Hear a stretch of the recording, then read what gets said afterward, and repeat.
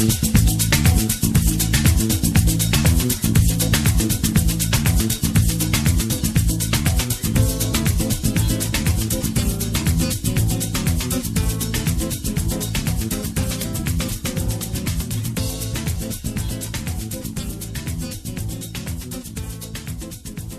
to the Sports Science Podcast. This is our second podcast in association with LukeSquared, the YouTube channel.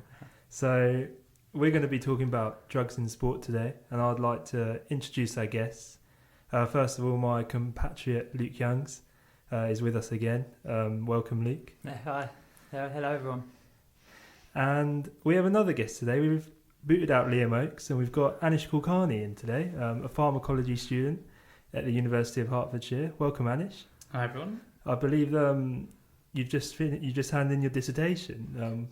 Very interesting subject. Tell us a bit more about that. Yeah, so the dissertation was handed in a couple of days ago, and it was about antibiotic resistance in supermarket meat products. So, not a bad read. Okay, what did you find? We found that chicken and pork both showed resistance to antibiotics, which is quite worrying. But overall, it wasn't sort of too bad. We were looking for genetic stuff predominantly, and we didn't find the genes we wanted, but we did find antibiotic resistance, which is quite an interesting find. It sounds good. And Youngsy as well, handed in your dissertation. Congratulations. I could see you feeling a bit left out over there. Tell us a bit more about your dissertation then. Yeah, so I handed my dissertation in about a week ago now, so a bit earlier than Anish. And I was looking at a sports psychology topic, so I was looking at retirement from professional sport and cricket in particular. Good. So, as you can see, two very academic individuals. Me, not so much. I haven't done a dissertation. So, moving on to our topic, today we're going to talk about drugs in sport. Pharmacology student know a bit about drugs. Youngsy obviously knows his sport. He's not just here for the ride.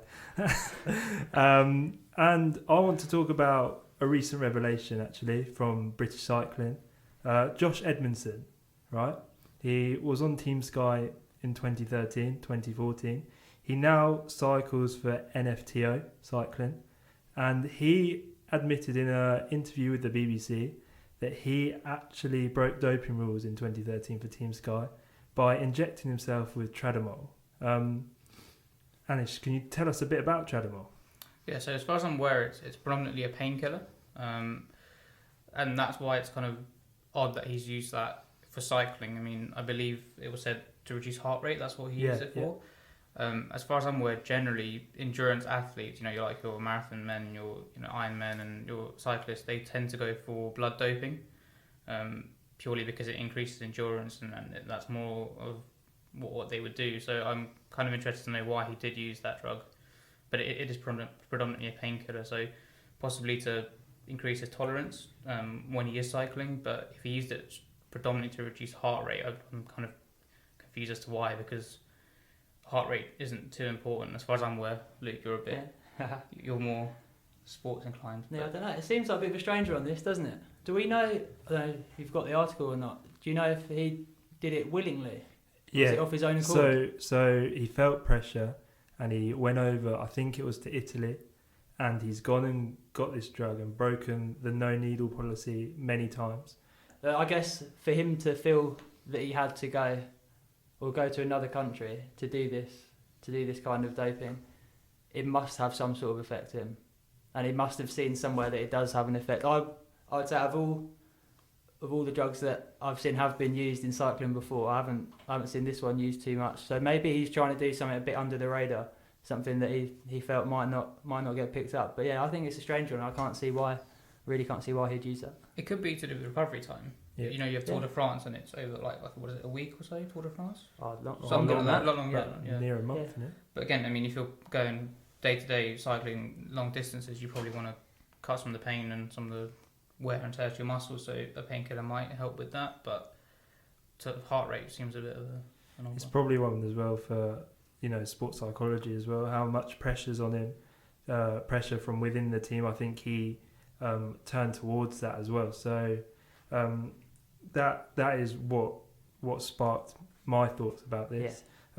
There's also, of course, Bradley Wiggins. Sir Bradley Wiggins, 2011, excuse my French, the Critérium du Dauphiné, or Dauphin, alright? I don't know, I can't correct you. Yeah. So I believe it's a French race, not the Tour de France, but he was brought out a Jiffy bag. So he says it's for his asthma. Okay. Who are we to disagree with him about that? I trust him. I don't know. I hadn't heard this. Well, he's an Olympic hero. He's under the radar. He's under the microscope at the moment. So that's what I was going to say. Even in 2011, surely he's going to be he's still at the peak of his game, then, isn't he? So I guess he's right in the eye of the public. So the conniving Daily Mail brought that up alongside this. So it brings me on to my first question. Really, should drug use really be that much of an issue in sport? I don't know. I think as a sports fan, I think you can sort of see there's two sides to it, isn't there? I think if you want to see, if you're a purist, you want to see just men, women, children going out playing sport just naturally and being as good as they can be without any kind of help from drugs. But then on the other hand, there's always going to be people doping, isn't there? You probably agree with that. There's always going to be people that are going to try and bend the rules, a bit of gamesmanship. They're going to try and get any advantage they can get. That's what you need in elite sport these days sometimes. And they try and get it through any means. Does that beg the question? If people are always going to be trying to dope, then why not make it legal? Yeah, because there's actually an academic paper on this when I was researching this. So his name is Savulescu, and his paper is called "Why We Should Allow Performance Enhancing Drugs in Sport." And this was released in 2004. Yeah. So 13 years on it. And he asks, should drugs be given out in moderation? And should we monitor the Paxil volume? I don't know what the Paxil volume, does anyone have any ideas? So I guess that's the blood cells but it's something to do with how you can moderate the drugs you're taking. Okay. So with the giving out of drugs, as you say, you're a purist, and I think we all are in here. We enjoy good sport. Yeah. Would drugs help see better performances if they're taken in moderation?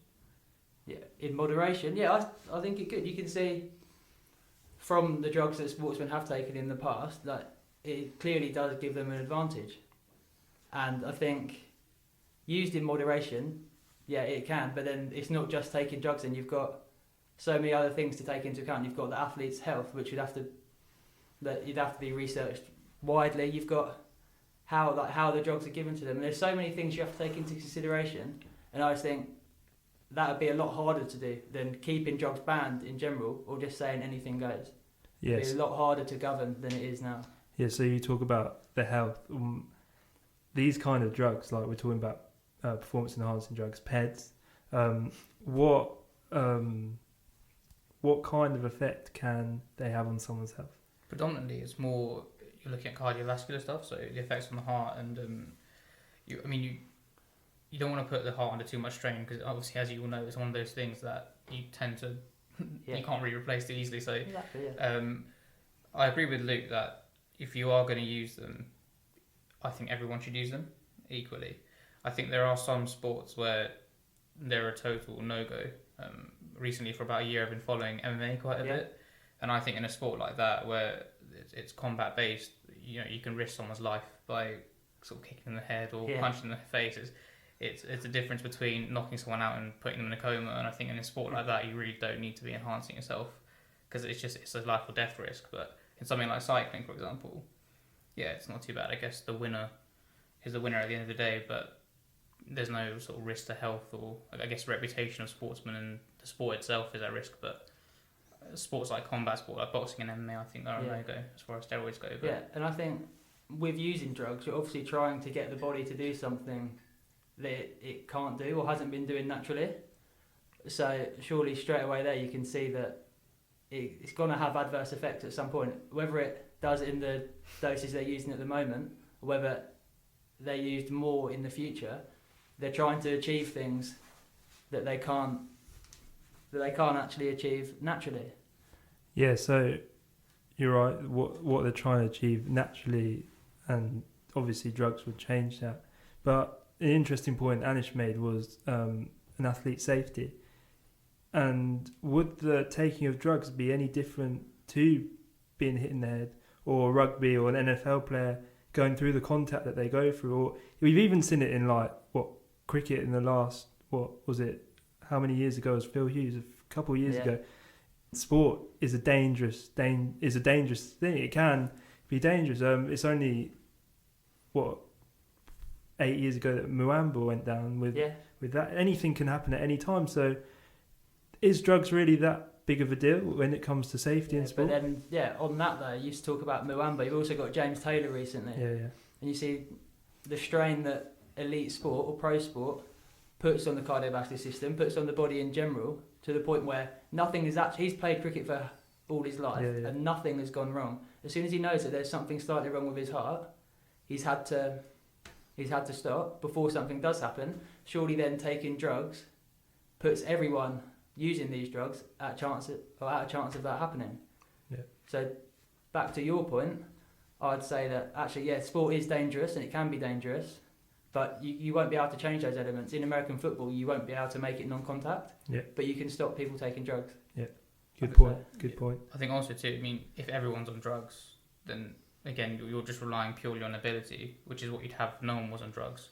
So I guess you could put everyone on something, but at the end of the day, how do you control it? Because I think some studies have shown that once you start taking a steroid, for example, it starts to permanently alter your muscular, your muscular structure, your tendons, the strength of your tendons. So really, after a certain point, you're no longer yourself. You're not a human at a certain point. It sounds a bit daft, but you're not really what you were born with. You're now what the steroids have given you. So, I mean, after what point do you then stop and say, are we actually testing talent, or are we just looking at who can and you see take some steroids, basically? Yeah, you see 60, 70 years ago, was it West Germany, Yugoslavia, doing systematic doping of all their young athletes? They got 10-year-old, 12-year-old girls taking all these drugs. By the time they're 15, 16, they look like men. They're bigger than you've done. Yeah. Literally, and after their careers ended at 18, 19, 20, what's left for them then? Yeah. So there's so many different effects that these drugs can have. Yeah, and you talk about these countries that, West Germany and Russia, back in the 60s and 70s, they must have just been able to do it because they had finances.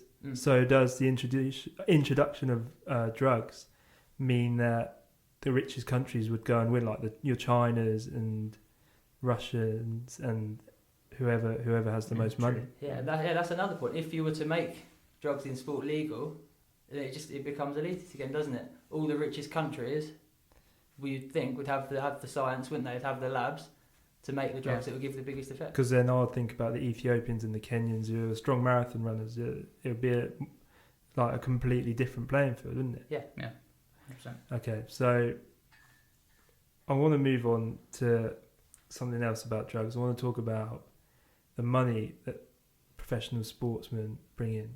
So obviously there's pressure when people take drugs, and that's behind it. So is it any different to, say, a musician? So the Disney guy, that John Williams, who does all the classical Disney music. Yeah. He would, on average, bring in 8 million per year.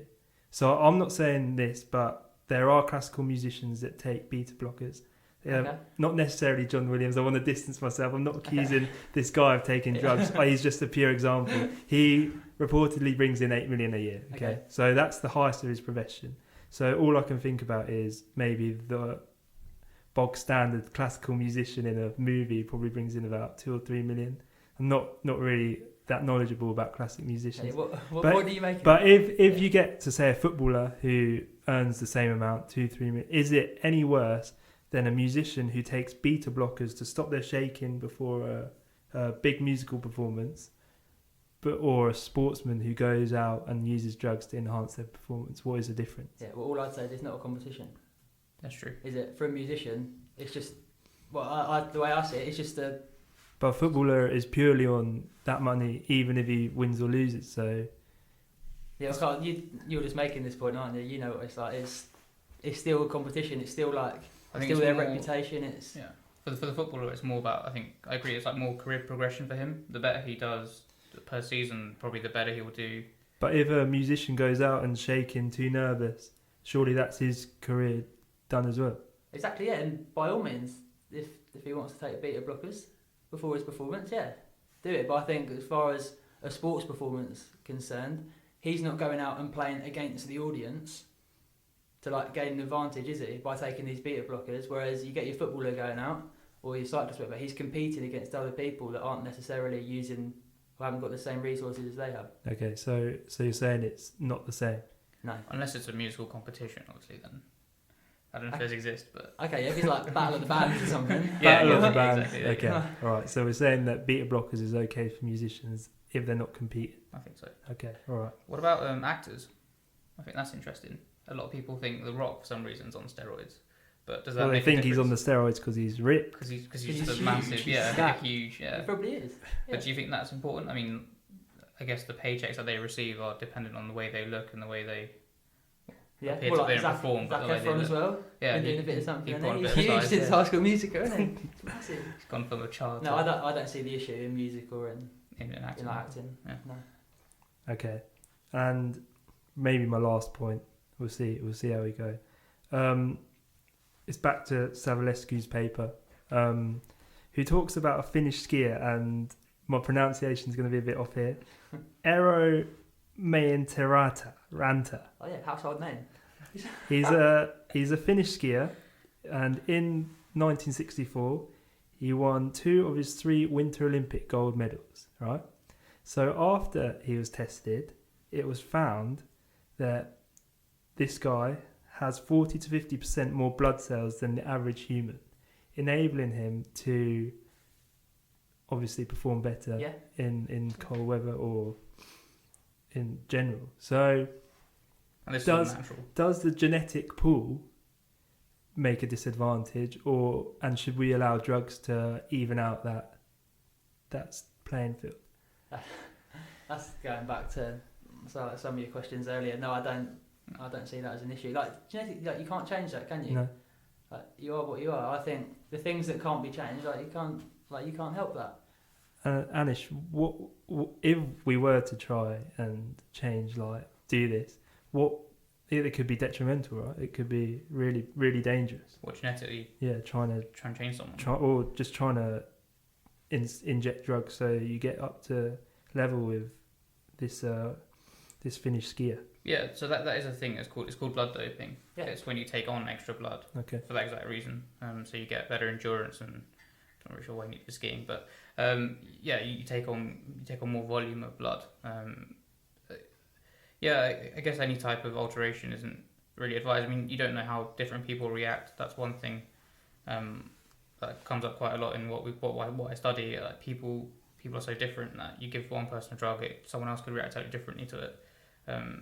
But I think companies come up with drugs, they play those odds and find the safest way. But stuff like blood doping, I don't really know on how safe it really is. But I would agree, definitely, I wouldn't recommend it, obviously. But I think there are definitely risks, and I think it's always worth it. I think. Yeah, there are risks, aren't there? And it's such a contentious topic, isn't it? Because then you could argue that the rich British athletics team going off to wherever they go to train, go to high altitude, and that's like natural blood doping, isn't it? So you're there, you get more red blood cells whilst you're up there. You come back down to sea level, and then in essence you've got the effects of blood doping, but it's natural. Where do you draw the line? Exactly. I think Djokovic was one as well. He used to train in a suit and then also in a pod. He used to lie in a pod for a certain amount of time to increase the number of blood cells. I think that came pretty close to being considered cheating, but I think at the end of the day they said no because it's accessible to anyone. Again, money comes into it, but I think there are definitely ways of getting close to that. And that guy you were talking about, Dunners, was that was just purely natural? It was genetic? It's just natural. I believe it's natural. Well, and in the paper, the guy's trying to say that, well, should everyone else take drugs to be able to get to... Yeah. Okay. So, if you can get hold of that, it's a very interesting read. But I think that's all we have time for today. Thank you, Luke Youngs. As always, it's a pleasure. No worries, mate. And Anish, your first appearance. Strong performance. I've enjoyed this. I might do it as a You've career. done all right. Yeah, so well done. He's got a face for podcast. Oh, thank you. I was waiting for that. And thank you very much for coming in today. I really appreciate your time. My pleasure. Good luck everyone on your exams. I'm sure Thank you it'll very be much. fine. Cheers. And I'm Luke Dunning. Thank you very much for listening. That was a podcast for the Sports Science in association with LukeSquared.